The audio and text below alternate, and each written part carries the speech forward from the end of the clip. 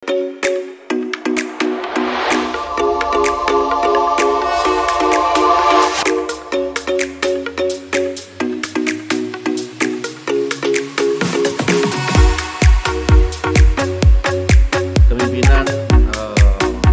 itu merupakan aspek yang eh, sangat penting dalam segala lini kehidupan, terutama dalam dunia bisnis.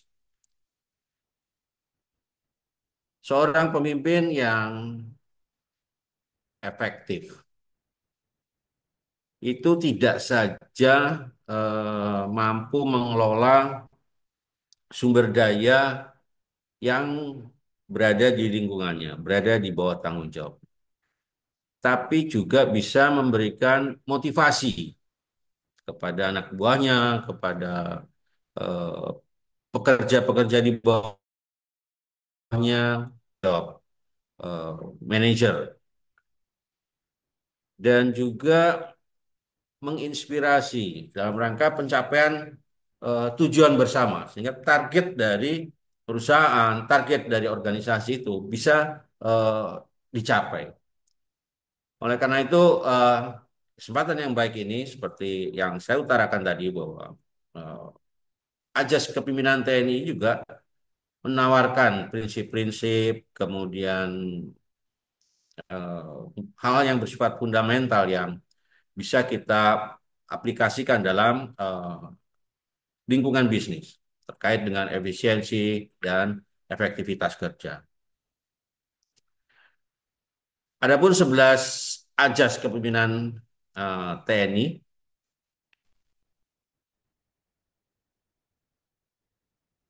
yang pertama adalah takwa. Saya yakin para mahasiswa memahami, ialah beriman kepada Tuhan Yang Maha Esa dan taat di dalam menjalankan ibadahnya. Seperti saat sekarang kita sedang melaksanakan ibadah puasa, usia bagi mereka yang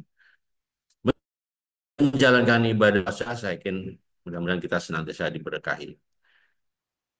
Selanjutnya, kedua, itu Ingarso Sungtulodo. Ini adalah memberikan contoh dan teladan kepada para orang-orang di bawahnya yang menjadi tanggung jawab kerja atau anak buahnya. Kemudian yang ketiga adalah Ingmado Mangunkarsa, ini adalah menggugah dan mendorong eh, anak buahnya berada di posisi di tengah-tengah anak buahnya, memberikan semangat untuk bisa mencapai sasaran dari pekerjaan. Sedangkan Tutwuri Handayani ini mempengaruhi dan memberikan dorongan support dari belakang pada anak buahnya untuk bisa melakukan pekerjaannya dengan baik. Yang kelima adalah waspada purba wisesa. Ini adalah memberikan makna untuk mewaspadai, selalu bisa memahami tentang apa yang terjadi di lingkungannya, dan juga bisa memberikan koreksi kepada anak buahnya, sehingga tidak membiarkan anak buahnya salah. Jadi harus bisa mengkoreksi. Kemudian yang berikut adalah ambek Paramaarta. Ini adalah kemampuan untuk memilih dari berbagai pilihan di dalam memberikan keputusan mana yang harus diprioritaskan. Karena ini juga bagian dari strategi. Filosofi dari strategi itu adalah kita bisa menentukan langkah prioritas apa yang harus didahulukan.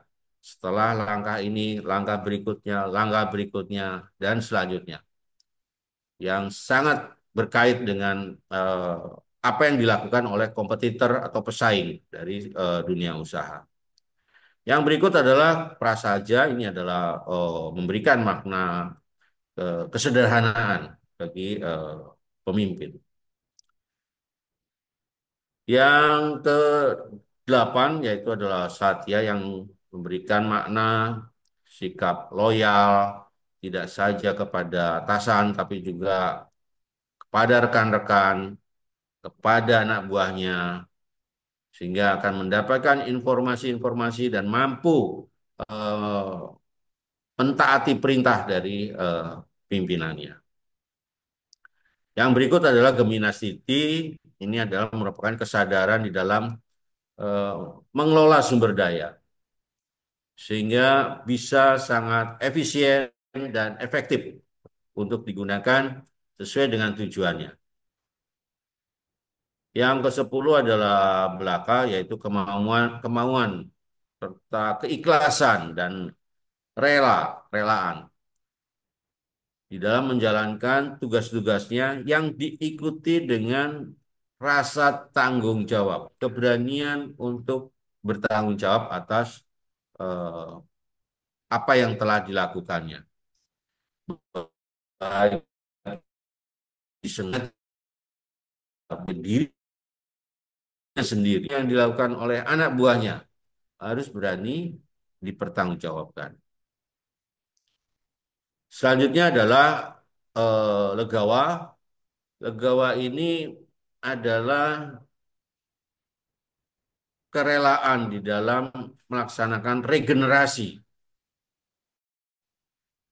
sehingga pemimpin itu harus selalu menyiapkan pemimpin generasi berikutnya, sehingga estafet kepemimpinan, estafet sebagai manajer itu akan mengalir dengan baik, karena akan juga membawa apa yang telah diputuskan, apa yang telah menjadi kebijakan-kebijakannya selama menjadi manajer, sehingga kesinambungan ini akan sangat mempengaruhi dari kinerja perusahaan. Setiap ajas yang saya sampaikan tadi itu memberikan makna serta penerapan yang sangat khas dan unik. Dan saya percaya bahwa ini bisa membantu, membantu para mahasiswa nanti kalau sudah menjadi manajer, jadi pimpinan sebuah perusahaan di lingkungan bisnis, bagaimana cara mengambil keputusan yang sangat tepat, bagaimana membangun kerjasama antar departemen, antar tim, antar orang yang sangat solid. Penerapan dari ajas-ajas yang saya sampaikan tadi dalam eh, konteks bisnis ini menjadi hal yang sangat penting, karena seperti yang disampaikan tadi oleh Ibu Mia bahwa kita sudah mengarah kepada 6.0, tentunya di era ini akan semakin ketat di dalam persaingan di dalam dunia bisnis. Dan tentunya perusahaan itu perlu eh, memiliki fondasi. Kepemimpinan ini merupakan fondasi. Ibarat sebuah rumah, kalau fondasinya kuat, pasti akan tahan terhadap gempa, tidak hanyut terbawa banjir. Demikian juga perusahaan. Kalau pemimpinnya yang merupakan fondasi dari perusahaan itu menjadi lebih kuat dan sangat solid, maka eh, sebagai manajer tidak hanya dapat meningkatkan kinerja, tapi juga bisa membangun budaya kerja yang positif, yang harmonis,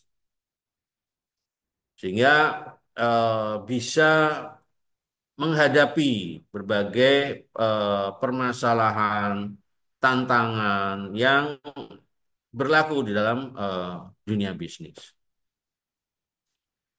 Ada beberapa contoh perusahaan yang sudah melakukan juga terkait dengan ajas-ajas ini. Ada saya contohkan yang pasti para mahasiswa mengenal perusahaan itu. Saya ambil contoh misalnya di dalam implementasi Ingarso Tulada, yang artinya harus memberikan teladan. Dalam konteks bisnis ini berarti eh, pemimpin perusahaan itu harus mampu menunjukkan sikap maupun tindak tanduknya yang dapat menjadi panutan bagi karyawannya, bagi orang yang berada di bawah lingkung tanggung jawabnya. Seorang manajer yang menerapkan prinsip ini itu biasanya selalu menunjukkan dedikasi dan kerja keras yang tinggi dan juga dia membuka komunikasi dengan anggota di bawahnya. Contoh Gojek misalnya, saya yakin para mahasiswa eh, tahu perusahaan ini. Mungkin bisa browsing juga di internet. Ada kegiatan-kegiatan yang menunjukkan interaksi antara pemimpin perusahaan itu dengan eh, karyawan, pengemudi-pengemudi Gojek itu. Ya. Sehingga mereka akan menjadi contoh bagi para karyawannya. Membangun kepercayaan, membangun loyalitas di antara para karyawan tersebut. Dan dapat memberikan kontribusi bagi perusahaan serta dengan kedekatan antar karyawan bisa saling tukar pikiran, apa yang menjadi permasalahan. Ini juga mempengaruhi dalam peningkatan kepuasan dari konsumen yang menggunakan sarana tersebut. Dan juga di dalam Ingat Sosung Tulodo ini juga pemimpin harus bisa membuka diri untuk menerima umpan balik. Eh, dengan adanya umpan balik tersebut, pemimpin bisa mengoreksi diri, meningkatkan kualitas dari karyawannya. Apa yang kekurangan-kekurangan apa yang harus diperbaiki dan bagaimana membimbing menjadi lebih positif. Sehingga lingkungan kerja yang dapat dibangun ini akan menjadi lingkungan kerja yang sangat profesional. Selanjutnya, contoh yang berikut adalah Ing Madro Mangunkarso. Di sini adalah memberikan semangat, membangun semangat, memberikan motivasi, dan juga inspirasi dalam kepemimpinan seorang manajer yang bisa karyawannya akan ya, produktif dan lingkungan kerja yang kolaboratif dan uh, cara memberikan motivasi ini sangat bervariasi, sangat beragam. Ada yang memberikan insentif, ada yang memberikan uang, ada yang memberikan macam-macam cara. Saya di sini memberi contoh bahwa salah satu perusahaan Unilever dia memotivasi dengan cara memberikan penghargaan kepada karyawannya yang berprestasi. Diharapkan dari pemberian penghargaan ini bisa meningkatkan kinerja. Karena beberapa penelitian juga kalau misalnya para mahasiswa melakukan penelitian, pasti akan diperoleh bahwa pemberian penghargaan dalam rangka membangun motivasi ini eh, memberikan nilai terhadap kinerja dari karyawannya. Karena selain pemimpin itu dapat membangun semangat, juga bisa mempersiapkan dari anak buahnya untuk menghadapi tantangan di masa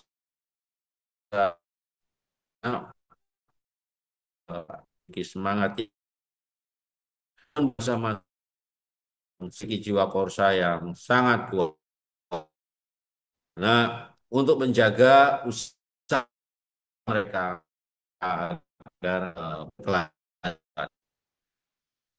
Ya, contoh ikut itu saya nih. Di sini adalah kan, mendukung, mensupport.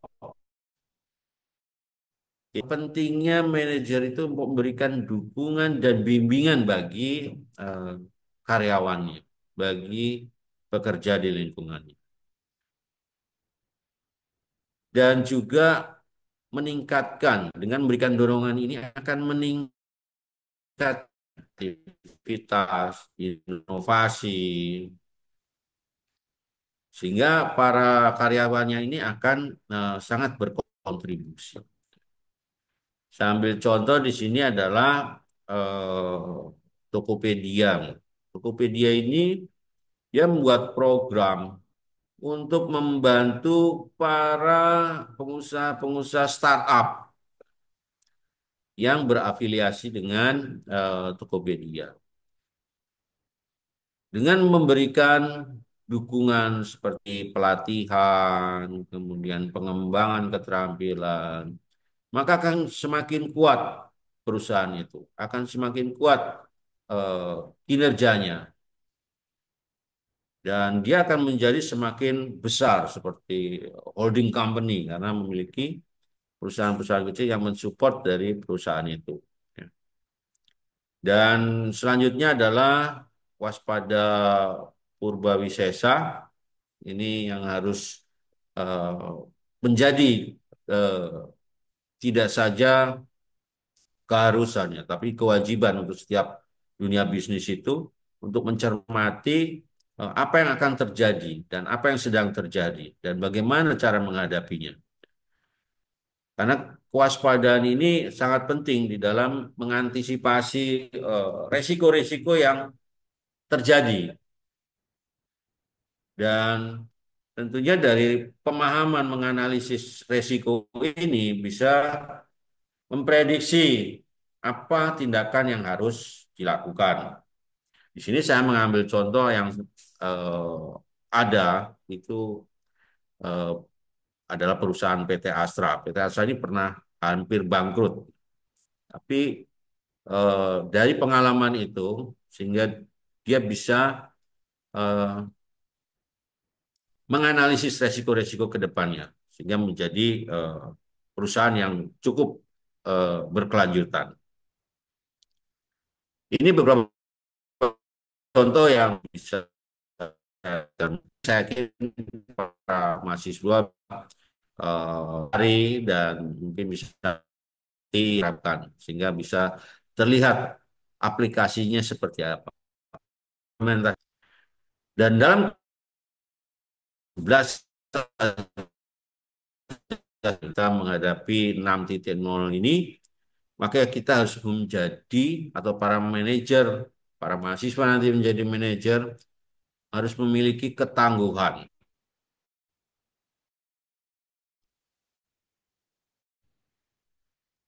Strategi di dalam memiliki kompetensi tersebut eh, dikaitkan di dalam penerapan 11 ajas kepemimpinan dalam kita berbisnis. Tentunya manajer operasional ini harus bisa mengembangkan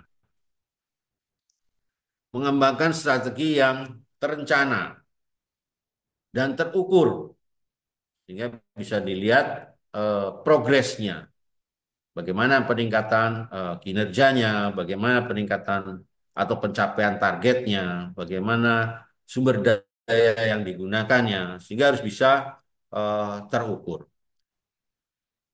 Dan pendekatan yang dapat diambil itu antara lain dengan melakukan pelatihan, kemudian pengembangan yang berkelanjutan, tidak hanya satu kali, tapi dia akan continue, bertingkat, bertahap, dan berlanjut. Mulai dari level di first line manager, kemudian di middle manager, maupun di top manager. Ini harus ada proses pelatihan maupun pengembangan yang terus-menerus. Dan tidak saja pendidikan dalam diimplementasikan. Harapan tentunya akan bisa mencapai bagaimana seorang manajer atau pemimpin yang berintegritas dan uh, Dalam mencapai pemimpin yang berintegritas, mungkin saya bisa sedikit memberikan saran. Yang pertama adalah eh, pemimpin yang berintegritas ini adalah fondasi, fondasi yang penting. Itu hanya satu kali. Begitu orang dibilang tidak berintegritas, maka selesailah sudah kepercayaan orang terhadap dirinya. Jadi hanya satu kali. Sekali tercela, habis. Bagi orang yang untuk menempatkan para manajer yang sudah tidak memiliki integritas. Jadi membangun pemimpin yang berintegritas ini adalah tantangan, tantangan bagi semua usaha bisnis, ya. Karena ini sebagai hal yang bersifat fundamental. Kepemimpinan yang dapat meningkatkan kepercayaan, loyalitas tim di dalam salah satu strateginya adalah pelatihan etika. Kadang dalam perusahaan itu ada aturan yang tertulis dan tidak tertulis. Ada etika yang kadang hanya dimiliki dalam lingkup bisnis itu saja. Atau budaya strategis di dalam perusahaan itu yang hanya dimiliki oleh eh, perusahaan itu. Selain itu juga eh, penting untuk menerapkan kebijakan itu dengan penuh dedikasi. Dan di dalam menerapkannya itu harus ada word, harus jelas. Kalau dia berhasil, maka dia harus dipuji. Kalau dia salah, maka dia harus diberi sanksi. Reward and punishment ini adalah untuk membentengi agar orang-orang tetap memiliki sehingga tidak hanya sesuatu yang konsekuen terhadap apa yang disampaikan. Dan integritas ini harus ada umpan balik dari eh, anak buahnya atau dari konsumen atau dari orang lain yang ahli. Apakah perusahaan kita sudah memiliki integritas? Apakah orang-orang kita sudah punya integritas? Apakah pemimpin di perusahaan ini juga integritasnya terjaga? Karena integritas itu akan menjadi panutan. Kalau manajer atas kemudian saya yakin kalau manajernya tidak dapat dipercaya, ya anak buahnya pasti juga akan meninggalkan. Jadi dengan integritas ini akan menjadikan teladan dan contoh bagi anak buahnya. Kemudian membangun ketangguhan pemimpin. Pemimpin yang tangguh ini harus memiliki kemampuan menghadapi tantangan. Kemampuan ini tentunya tidak tiba-tiba ada, tiba-tiba punya. Tapi kemampuan ini harus ada proses. Pendidikan yang mahasiswa jalani saat ini adalah bagian dari kemampuan itu. Bagian dari kemampuan itu. Ada orang lain tidak mengikuti pendidikan tapi dia bisa menjadi direktur, menjadi manajer. Tapi pada dasarnya kemampuan yang dia peroleh itu secara otodidak, berdasarkan pengalaman, jatuh, bangun, gagal, berhasil, itu adalah bagian dari pendidikan. Pendidikan informal, tuh. Bagaimana lingkungan itu menempa dia menjadi berhasil. Tapi mahasiswa sekarang ini adalah menjadi proses untuk menghadapi tantangan yang sangat cepat di masa depan. Dalam dunia yang bisnis yang semakin kompleks, dinamis, kecanggihan teknologi, ketangguhan di dalam seorang manajer ini menjadi hal yang sangat dibutuhkan. Lagi untuk membangun, tentunya ada pelatihan-pelatihan yang bersifat pengembangan, baik terkait dengan tampilan. Nah, tampilan emosional itu adalah menghadapi tekanan, tidak stres, mampu ya anak. Kemudian terkait dengan pelatihan emosi, ini dapat diselenggarakan dengan berbagai cara, seperti misalnya workshop, mengikuti seminar-seminar, bisa juga membuat simulasi bagaimana seandainya terjadi hal-hal dan bagaimana hal yang tidak diinginkan. Jangan sampai perusahaan itu menjadi kolaps, bangkrut. Apa yang harus dilakukan dalam menghadapi tantangan-tantangan tersebut. Sehingga eh, kemampuan ini harus dimiliki oleh eh, para pemimpin. Karena kalau pemimpinnya stres, tidak bisa mengelola, ya wujud stres itu macam-macam, bisa marah-marah, bisa eh, sedih dan sebagainya. Tentunya akan berlaku juga pada anak buahnya yang dipimpinnya. Yang berikut adalah bagaimana kita mengembangkan untuk menjadi pemimpin yang visioner. Pemimpin yang visioner itu tentunya vision itu jauh ke depan, memiliki wawasan yang eh, bisa melihat apa yang kemungkinan-kemungkinan bakal terjadi berdasarkan data-data yang sudah. Jangan sampai ketinggalan zaman. Sehingga dengan mengetahui apa yang mungkin bisa terjadi di masa depan, dapat memberikan visi, tujuan kepada anak buah secara jelas. Kita akan menghadapi apa di masa depan? Apa yang harus kita lakukan? Apa yang harus kita persiapkan? Sehingga dapat mendorong pemikiran-pemikiran yang bersifat kreatif. Pemikiran yang bersifat kreatif ini juga memang perlu pelatihan-pelatihan. Misalnya berkaitan dengan teknologi, tentunya pemrograman, kemudian bagaimana melakukan pemasaran dengan memanfaatkan media sosial, bagaimana melakukan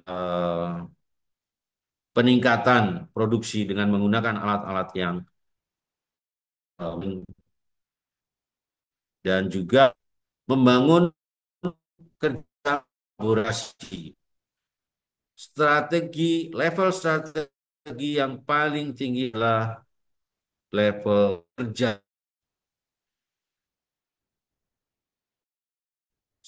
dalam bekerja sama antar perusahaan. Itu adalah level yang paling tinggi karena memiliki entitas yang tapi bisa digabungkan. Nah, ini tentunya pemimpin harus bisa mencermati dan memberikan inovasi kepada apa yang dalam menghadapi masa depan tersebut. Dan pemimpin juga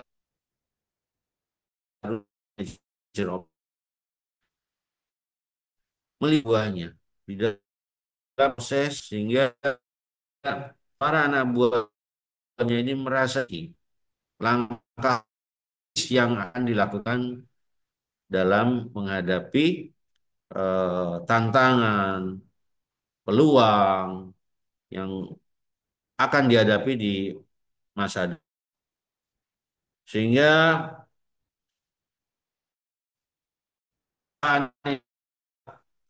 melakukan membangun operasi menghadapi kondisi yang terjadi dan pemimpin melakukan apa yang harus dilakukan kembali kita melihat ajas dari kepemimpinan itu berani bertanggung jawab terhadap apa yang jadi keputusannya sehingga perusahaan yang kita kelola, departemen yang kita kelola ini akan memiliki produktivitas yang baik. Para mahasiswa sekalian yang saya banggakan, sebagai akhir dari presentasi saya, bahwa penerapan dari ajas kepemimpinan ini dalam manajer di lingkungan bisnis telah memberikan manfaat, banyak manfaat. Mulai dari peningkatan efisiensi dan produktivitas hingga yang tadi saya sampaikan membangun budaya kerja yang positif, mengadopsi dari prinsip-prinsip ini para mahasiswa nantinya sebagai manajer operasional akan dapat menciptakan lingkungan kerja yang tentunya sangat mendukung inovasi, kreativitas, dan juga mampu berkolaborasi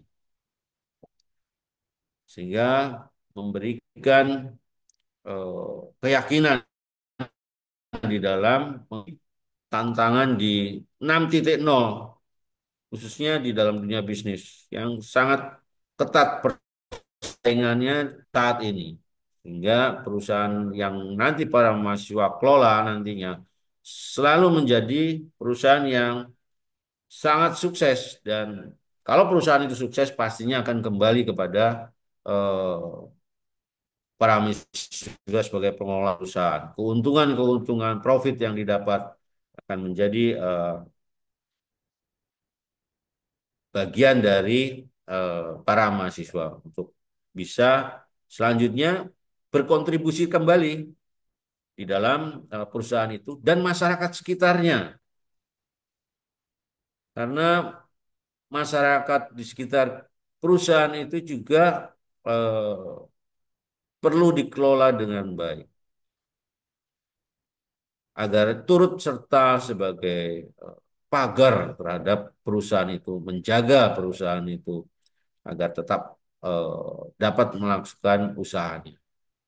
Kalau masyarakat di sekitarnya tidak mendukung, jalannya ditutup, dipasang palang, portal, banyak preman dipalakin, truk dan sebagainya, tentunya akan menjadi persoalan yang lain. Oleh karena itu, masyarakat di sekitar perusahaan juga perlu menjadi perhatian sehingga perusahaan ini akan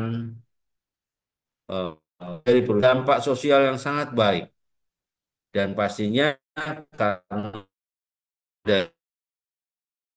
sebagai manajer operasional dengan menerapkan ajas kepemimpinan ini. Demikian para mahasiswa sekalian yang dapat saya sampaikan di kesempatan pagi ini. Mudah-mudahan dapat memberikan tambahan wawasan, pengetahuan untuk kedepannya. Saya akhiri, terima kasih. Assalamualaikum warahmatullahi wabarakatuh. Saya kembalikan ke Ibu Mia.